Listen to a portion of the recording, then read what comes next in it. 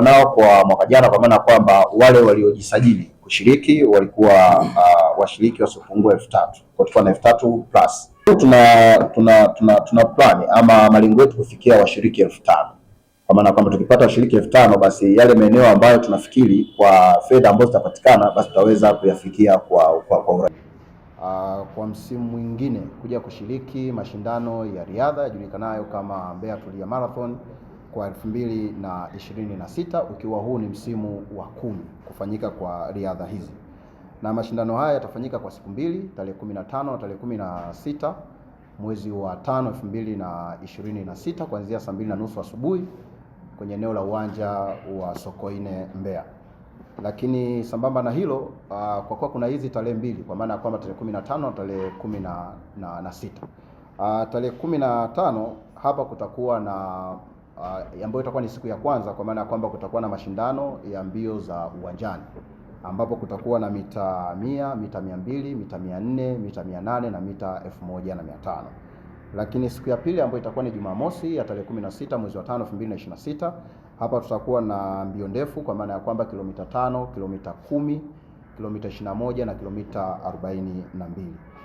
Pamoja na hayo, tutakuwa na burudani mbalimbali siku hiyo kama sehemu ya kuendelea kuongeza hamasa ya mashindano ya riadha ili kuleta fursa za kiuchumi kwa wanambeya kwa ujumla wake.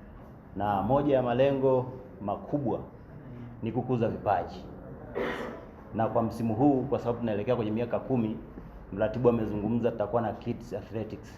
Mpango wetu ni kukuza vipaji. Kwa hiyo tutakuwa na program nyingi ambazo tutapita kwenye mashule kwa ajili ya kuziratibu na kukuza vipaji vya mchezo, hasa mchezo huu wa riadha. Kwa hiyo tutumie nafasi hii kuwataarifu wazazi, lakini pia na wananchi ambao wana watoto ambao wanapenda kushiriki michezo. Tunavyo vilabu karibu 11 vya jogging ambavyo tunatarajia kushiriki Mbeya Tulia Marathon msimu wa 10. Tutakuwa na vilabu vya jogging wenyeji na vilabu vya jogging wageni kutoka mikoa mbalimbali kwa ajili ya kutoa hamasa kwenye tukio letu la Mbeya Tulia Marathon.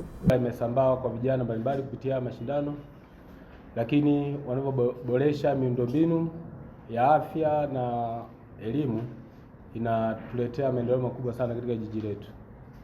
Mimi niwakaribishe watu wote kutoka sehemu zote Tanzania, hata East Africa, kwa sababu hata Wakenya wao wanakuja kushiriki, waje wafike katika mashindano haya na waweze kutangaza jiji letu la Mbeya na kuweza kufahamika zaidi.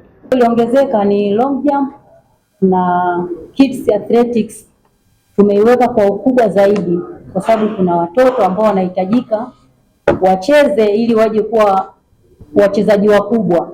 Kwa hiyo kutokana na hiyo watakuwa na michezo ya mita 50, mita 100, 200 na 400 tu kwa watoto wadogo.